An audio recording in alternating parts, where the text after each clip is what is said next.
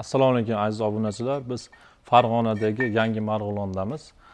Iqboljon akaning xonadoniga kelganmiz. Assalomu alaykum Iqboljon aka. Yaxshimisiz, yaxshimisiz? Charchamayapsizmi? Va Rossiyani Volga Brick g'ishlaridan tanlabsiz aka. Keyin Turkmanistonda asosiy devorlarga tanlabsiz.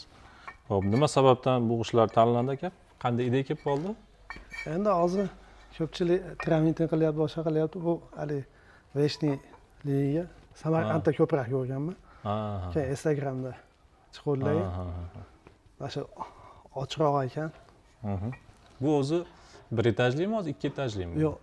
O'zi aslida bir etajda, keyin planlar o'zgarib ketib, ikki etaj qilib O'zi bir etajga moslangan harakat bo'lib, keyin ikkinchi etajdan ham ko'tarib oldik. Kim tavsiya berdi buni? Ustalar o'zlari ideyasi bilan bo'ldimi yo o'zingiz Ha, совместный bo'ldi. Qanaqa? Oldin bir etaj planni chizdirib ko'rsatdim. Keyin usta bilan o'sha Obidjon usta bilan tagiga chiqib olib chizdirib, endi mansard qilib, bir tomoni 5 xona, bir tomoni 5 xona qilib. Do'stlar, agar ustalar kerak bo'lsa, pastdagi nomerga murojaat qilinglar. Qo'li gul ustalar, xudo xolasa, biz bilan hamkorlikda ishlaydi. Iqboljon aka, hozir bu o'rtasidan to'silgan ekan. Bu tomoni necha xona, bu tomoni necha xona? Pastda xullas bu tomoni, o'ng tomoni 5 xona, pastda 2 xona, tepada 3 xona. Bu tomoni ham xuddi o'sha 5 xona tushganda, tepada 3 ikkita xo'jalik yashasa bo'laveradigan holat bo'libdi-da. O'rtasidan bo'lib Bu общий necha sotik? 6 sotik. Ichlarini ham bir ko'rib qo'ysak bo'ladi. Mayli, ko'p.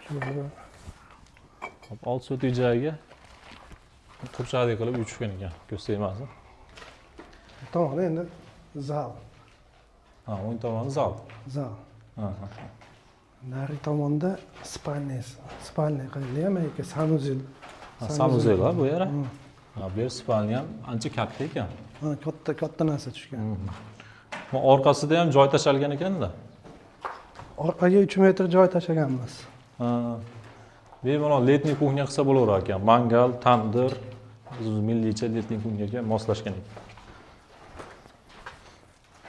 Ustalarimiz qo'li gulda. Lisensiyalargacha pollar hamma hisob kitobini joyiga qilib berishdi. Zo'r.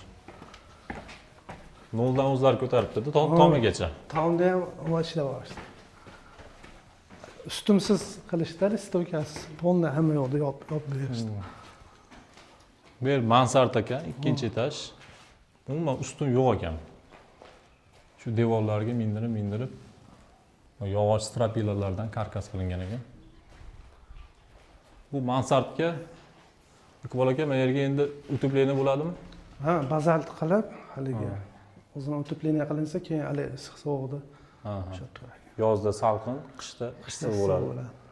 U cherepitsadan pastga issiq urganligi uchun qalin bazalt qo'yishib, keyin patolog qiladi, xudo xolasa.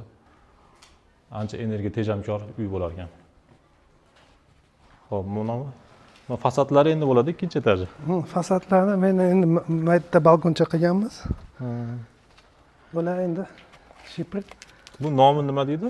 Gipki cherepitsa. Gipki cherepitsa. Bu ovoz chiqarmas ekan. Turkiyadan ovoz ham chiqmaydi. Texnokulma Rossiyaning mahsuloti. Rossiyaning mahsuloti. Turkiyadan ko'ra sal issiqroq bo'lsa kerak. Nimalik? Salqinroq. Salqin bo'ladi. Ovoz ham hali yomg'ir tushayotganda ovoz chiqmas ekanda bunda. Hali quyoshda taraq qilmaydi ekanda. Bu bir tomoni, ikkinchi tomoni ham xuddi shunday, a? Ikkinchi tomonda olsa ham bo'ladi. Bu yoqda olsa bo'ladimi? Ha, olsa bo'ladi. Bu ham почти bir xil. O'sha bitta proyektni tomonga qilib berishdi. Bu yer detskiy shekilli-a? Ha, detskiy. Hali kitob qo'yib qo'ysiz, qo'ygan. Devorlar, nisushi devorlar. Necha? 15 san. Bir g'ish ekanda, yarim g'ish ekan.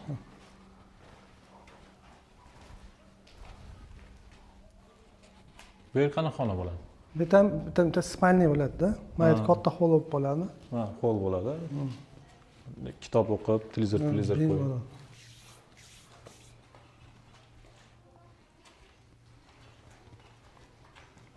Okay.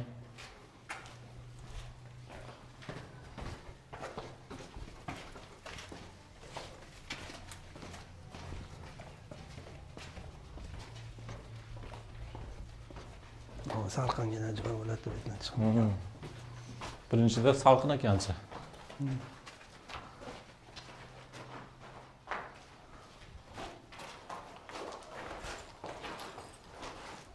Mana aziz do'stlar, menga e'tibor bersanglar, mana tindaq deydi. Fasadni yig'ish 2 sm chiqariladi bu devordan. 2 sm chiqargandan keyin rom mashinaga qadaladi. Rom qadalgandan keyin orqasiga откос qilish, pakilovka qilib yopiladi.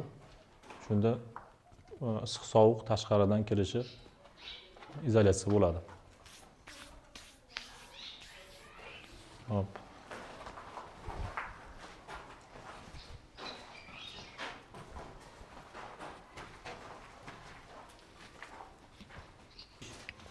Iqbol aka, bu tomonda shu ko'pchilikda uyda kuzatilgan standartni o'zimiz milliycha uy bo'lgan ekan.